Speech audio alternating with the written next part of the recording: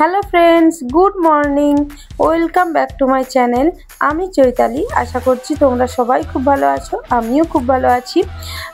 তো সকালের এত সুন্দর দৃশ্যটা দেখে মনটা খুব ভালো হয়ে গেল, সেই কারণে ভাবলাম তোমাদের সাথেও সকালের দৃশ্যটা শেয়ার করি।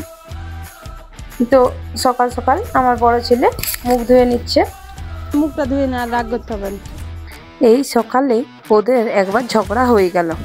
ওদের এ বলছে আমি আগে মুখ ধোবো, ও বলছে আমি আগে মুখ ধোবো, এই নিয়ে ঝগড়া। সেই কারণে ছোট ছেলে রাগ হয়ে গেছে। তো রাগ করে বসে আছে অনেকক্ষণ ধরে, ভোলাবার চেষ্টা করছি কিন্তু ও বলছে না। লাস্টে বলে কি ফুটবল কিনে দাও। ওই রে, মুখটা ধুয়ে নিবি, চল।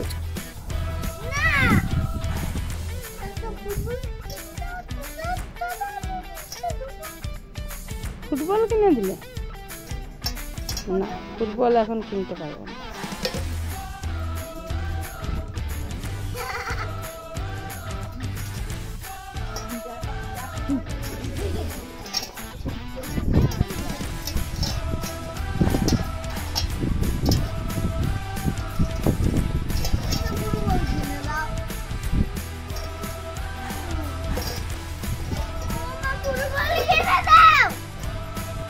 ওকে কোনো রকমে ভুলিয়ে ভালিয়ে মুখটা ধুয়ে নিয়েছি। এবার চলে এলাম নিজের কাজে, বিছানাটা ঝেড়ে নিচ্ছি।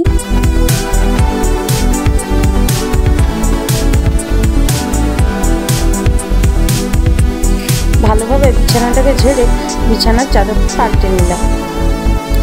আজকাল নিজের ছোটবেলাটাকে খুব মিস করি। ছোটবেলায় কত আনন্দ করতাম, মজা করতাম। সংসারে নানা রকম চিন্তা ভাবনা আর ছেলেদের নিয়েই সারাদিন কেটে যাচ্ছে, নিজের জন্য একটু সময় থাকে না। কোনো সময় ভাবি যদি কোনোভাবে আগের সময় ফিরে যাওয়া যেত তো আমি ছোটই থাকতাম, আর বড় হতে চাইতাম না। কিন্তু দেখো অবাক কাণ্ড, ছোট যখন ছিলাম তখন বড় হওয়ার জন্য অস্থির হয়ে যেতাম, কবে বড় হবো, আমি ওটা করবো, কবে বড় হবো। কিন্তু এখন যখন বড় হয়ে গেছি, সংসার হয়ে গেছে, তখন ভাবি কি ছোটবেলাটাই ভালো ছিল। তোমাদের সাথে গল্প করতে করতে আমার ঝাঁট মোছা প্রায় হয়েই গেল। আর এদিকে সকালের টিফিনে রুটি, করলা সিদ্ধ আর দই করে নিয়েছি। টিফিন করা হয়ে যাওয়ার পর এদিকে আমগুলোকে ধুয়ে নিচ্ছি। আমগুলো বেশ কাঁচা ছিল এবং ডাসালো, সেই কারণে বাড়ির সবাই বললো আচার করে দিতে।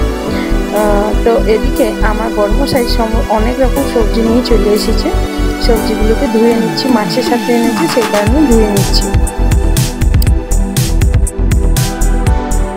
সবজিগুলোকে একটুখানি বারান্দায় মিলে দিচ্ছি যাতে জলটা শুকনো হয়ে যায়, তারপর ফ্রিজে রেখে দেবো।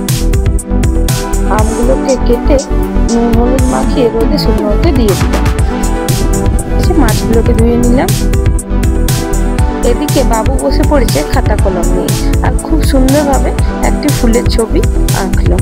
আমিও অনেকবার চেষ্টা করেছি কিন্তু আমার লাস্টের দিকে একটু খারাপ হয়ে যায়, ও কিন্তু পারফেক্টভাবে আঁকলো।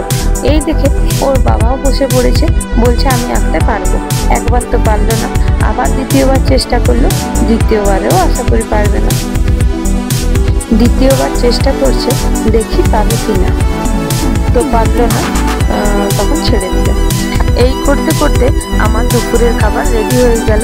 ও দুপুরের খাবার খেয়ে নিল, এবার ও অফিসের জন্য রওনা দিল।